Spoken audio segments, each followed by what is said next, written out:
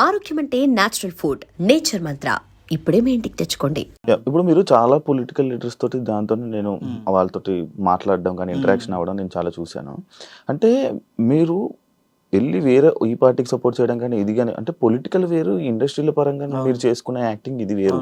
ఈ పొలిటికల్ ప్రకారంగా మీరు వెళ్ళినప్పుడు మీకు ఎప్పుడు నెగిటివ్ రావడం కానీ మీ కెరీర్ మీద అలా ఎఫెక్ట్ ఏమైనా అయిందా ఎప్పుడైనా? అంటే నేను ఏం చేస్తా శివ అంటే వ్యక్తిని ప్రచారం చేయాలి, ఏమన్నా ఆయనకు సపోర్ట్ చేయాలంటే ఫస్ట్ ఆయన గురించి తెలుసుకుంటా.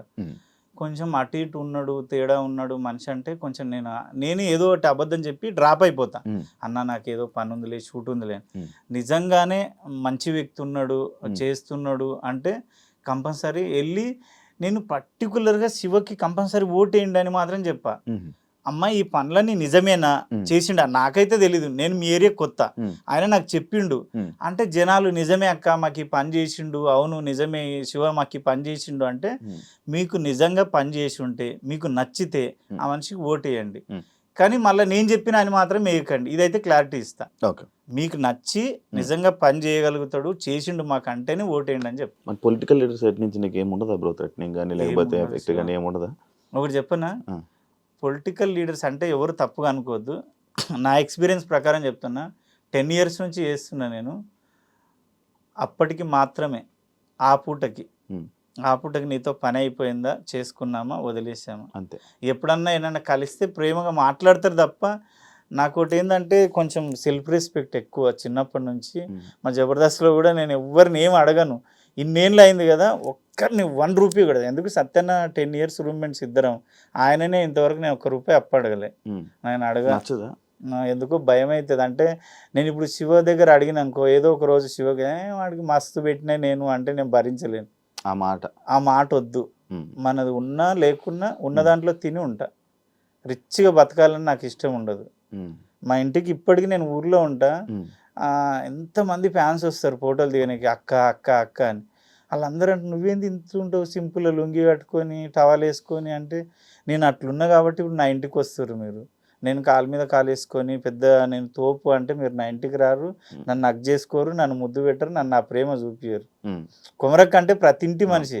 కొమరక్క అనేది నా దృష్టిలో సెలబ్రిటీ కాదు, కొమరక్క అనేది ఇంటి మనిషి, జనాల్లో ఇంటి మనిషి. మీ ఇంటి అనుకో మీ నాయనమ్మ, వాళ్ళ ఇంట్లో వాళ్ళ అత్త, వాళ్ళ ఇంట్లో వాళ్ళ అమ్మ, అట్లా ఫీల్ అవుతా నేను. కొమరక్క లైక్ అంటే మీరు నార్మల్గా ఇలా ఈ గెటప్లు ఉన్నప్పుడు కూడా మిమ్మల్ని వచ్చి అక్క అక్క అంటే మీకు ఏం అనిపిదా? చాలా హ్యాపీ అనిపిస్తుంది తెలుసా. నిజంగా నా లైఫ్ ఈరోజు నేను, నా పిల్లలు, నా భార్య, నా 5 మెతుకులు 5 ఏళ్ళు లోపలికి పోతున్నాయి. నీకు చెప్తే కదా ఎన్ని హోటళ్ళు, ఎంత అమలి పని. నీకు తెలుసా శివ, నేను అమలి పని చేసేటప్పుడు అమలి పని చేస్తుంటే బాత్రూమ్లు కడుగుతుంటే, బీఆర్ఓల బాత్రూమ్లు ఎట్లుంటాయి, దొంగనా కొడుకులు అనొద్దు కానీ బీఆర్ఓళ్ళు మనం అట్లా చేయలేము. బాత్రూమ్ కూర్చున్న దగ్గర తుప ఉంచుతారు, అవి గోగాలు అవన్నీ వేసుకొని ఎంత నీట్గా గడుగుతుంటే అంటే వాడు షాక్ అవుతుండే, ఎంత బాగా గడుగుతావేంది, ఎవరు గడిగినా. నేను ఒకటే చెప్తా, ఏ పని చేసినా దేవుడితో సమానం. దేవుడికి మొక్కకు, గుడిలోకి తిరగకు, నా ఒపీనియన్ అది. పనే దేవుడు, పనే నీకు పేరిస్తుంది, పనే నీకు డబ్బిస్తుంది, పనే నీకు సమాజంలో నీకు విలువనిస్తుంది. పని వల్లే అన్నీ జరుగుతాయి, దేవుడి వల్ల జరిగాయి. పనే దేవుడు. అబ్బా దేవుడే చెప్తున్నవరే నా గుడికి ఎందుకు వస్తావురా, నువ్వు సిన్సియర్గా ఎవరిని మోసం చేయకుండా అన్యాయం చేయకుండా హార్డ్ వర్క్ చేయి, నీకు సక్సెస్ ఇస్తాడు. గుడికి వెళ్తారా మరి? వెళ్తాము అంటే జస్ట్ మొక్కుతా తప్ప నాకేమి అని అడగను. నేను ఒకటే చెప్తా, అయ్యా నేను కష్టపడతా, నీ ఇష్టం, ఇస్తే నీ ఇష్టం, ఇవ్వకపోతే నీ ఇష్టం. అంత ఎక్కువ నమ్మరు అంటే పెద్దగా డిపెండ్ అయిపోను దేవుడి మీద. నా దృష్టిలో నీకు పనే దేవుడు. పని నువ్వు ఆలోచించు, ప్రాక్టికల్గా ఆలోచించు. పని ఉంటే ఆబ్వియస్లీ దేవుడు కూడా గుర్తురాడు కొన్నిసార్లు. అదే ఆయన దేవుడు కూడా ఏమంటుండంటే, ఒరే ఎవరిని మోసం చేయకు, ఎవరిని అన్యాయం చేయకు, ఎవరిని లాక్కోకు, నీ కళ్ళ ముందు ఉన్న పనిని దైవంతో పూజించినట్టు హార్డ్ వర్క్ చేయి.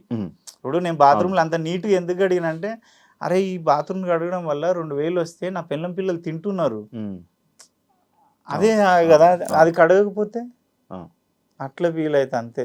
జబర్దస్త్లోనే ఎప్పుడైతే లేడీ గెటప్స్ కానీ ఇవన్నీ జరిగాయో వేస్తున్నప్పుడు నేను బయట కూడా కొంతమంది, కొన్ని చోట్ల కొంతమంది నేను ఇంటర్వ్యూ చేసినప్పుడు చాలా మందిని చేశాను. ఇలా వాళ్ళ మాటలు కానీ అంటే జబర్దస్త్లో లేడీ గెటప్లు చేసుకున్న వాళ్ళందరూ ఇలా మారిపోయారు అమ్మాయిగా ఇలా మారిపోయారు, అక్కడ ఉన్న వాళ్ళందరూ ఆ ఫీలింగ్స్ ఉన్న వాళ్ళే లేడీ గెటప్లు వేశారు అని చెప్పి ఒక స్టేట్మెంట్ నేను విన్నాను, నా దగ్గరే అన్నాను. అది ఎంతవరకు వాస్తవం? ఇంటర్వ్యూలోనే బొచ్చడు విషయం. అదే అందుకే సేమ్ అదే డైరెక్ట్గా అలా చెప్పారనమాట. దానివల్ల మీకేం ఎఫెక్ట్ అవ్వలేదా?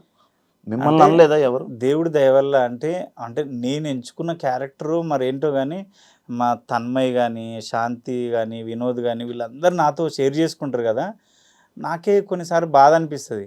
అంటే వాళ్ళు కొంచెం ఎంగేజ్ క్యారెక్టర్లు, అవి ఎక్స్పోజింగ్ క్యారెక్టర్లు. నా ఏజ్ క్యారెక్టర్కి ఏంటంటే నన్ను చూడంగానే అరే అమ్మ అనిపిస్తుంది, అమ్మ నాయనమ్మ అనిపిస్తుంది. నన్నైతే ఇంతవరకు నాకు అలాంటి వాడు రాలే, నాకు అలాంటిది ఎక్కడ జరగలే. కాకపోతే వాళ్ళకి జరిగితే నాకు జరిగినట్టే, ఎందుకంటే వాళ్ళు ఉన్న ప్లేస్లోనే నేనున్నా. నన్ను అనకపోయినా వాళ్ళకి అంటే నన్ను అన్నట్టే, నాకు బాధ అనిపించేది.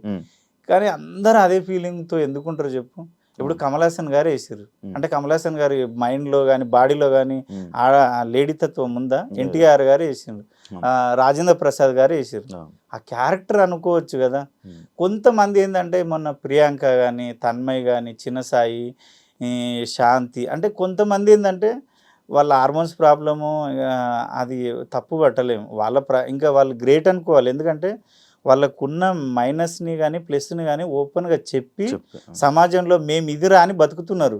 ఆ విషయంలో గర్వించాలి. ఇంకా ఒరే చాలా మంది పైకేమో మొగోళ్ళ బట్టలు వేసి లోపల నంపుసుగుడిలా ఉండి బతికేస్తారు, అది వేస్ట్ కదా బతుకు. ఈ విషయంలో హ్యాపీ అనుకుంటా నేను. గ్రేట్ వాళ్ళు, మనకన్నా గ్రేట్. నేను ఇదిరా అని సమాజానికి చెప్పి హ్యాపీగా బతుకుతారు.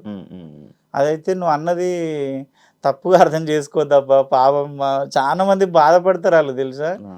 అరే గీడ ఇట్లా అట్లా నన్నే అడుగుతారు. నన్ను ఏమంటారు అంటే బయట ఎక్కడికన్నా పోతే వాళ్ళు మారిపోయారు కదా, ఇది కదా, అవునా అన్న, అట్లనా అన్న, ఇట్లనా అంటే అరే మీకు ఏం తెలుసు అని మీరే జడ్జిమెంట్ చేస్తారు. ఇప్పుడు శివ ఏంటి అనేది శివతో జర్నీ చేస్తే తెలుస్తుంది. శివ నేనే జర్నీ మొత్తం ఏదో శివ నేనే నడిపినట్టు ఫీల్ అయిపోతా. శివ అనగానే ఇప్పుడు ఒక్కరోజు పరిచయమే కదా, ఇప్పుడు లైవ్ లో మనం, నువ్వు నాకు తెలుసు, నేను నీకు తెలుసు, కానీ లైవ్ లో ఇప్పుడే పరిచయం. నీ గురించి నేను అన్ని చెప్పొచ్చా ఇప్పుడు? నాకేం తెలుసా అని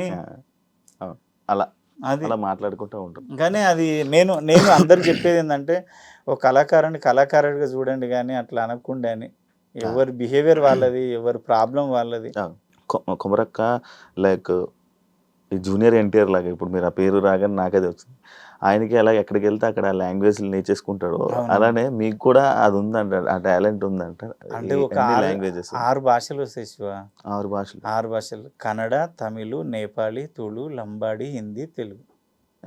ఎలా అంటే నేను నీకు చెప్పిన చూడు, కామత్తు ఉడిపిలో చేసిన, అది వాళ్ళ హోటల్ కాబట్టి నీకు అప్పుడే చెప్పిన టైం వేస్ట్ చెయ్యను. నేను వెయిటర్గా పనిచేసేటప్పుడు నా పక్కన నేపాలి వాళ్ళు ఉండేవాళ్ళు. నేను ఏమనుకుంటా అంటే నెలకు ఒక బీరు, ఒక సినిమా చూపిస్తుంటే ఒక బీరు దాపుతుంటే అరే నాకు భాష నేర్పురా అంటుంటే, వాడు ఏమంటుండే ఆ బీర్ ఆశకో మరి బిర్యానీ ఆశకో నేను మాట్లాడకపోయినా వాడు మాట్లాడిస్తుండే నేపాలి. నా పక్కనే కదా. నేను ఏమనుకుంటా అంటే నా లైఫ్లో భగవంతుడు ఇచ్చిన టైం అంతా ఎలాగో గడిచిపోతుంది, ఈ టైంలోనే ఏదో ఒకటి నేర్చుకోవాలి. కనీసం నా ఫ్రెండ్స్ హిందీ నేర్చుకోనరా అంటే నేర్చుకోలే.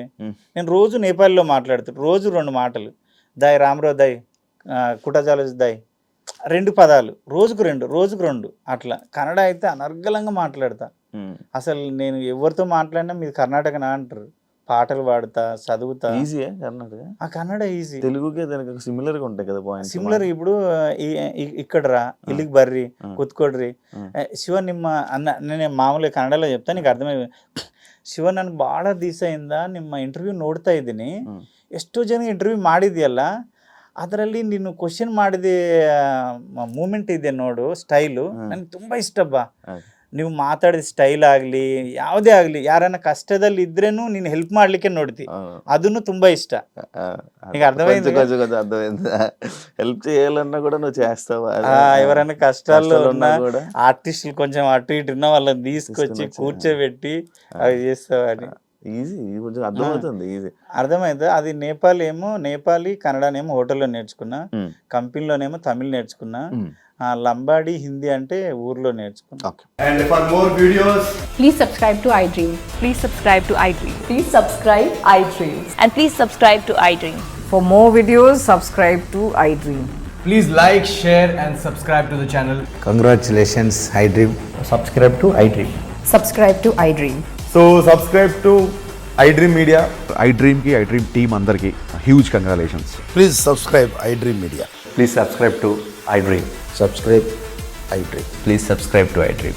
iDream అంటే నా కళల ఛానల్ను సబ్స్క్రైబ్ చేసుకున్న నోరు తిరుగుతలేదు, మీరైతే గంట గుర్తు కొట్టండి. For more such videos, please subscribe to iDream.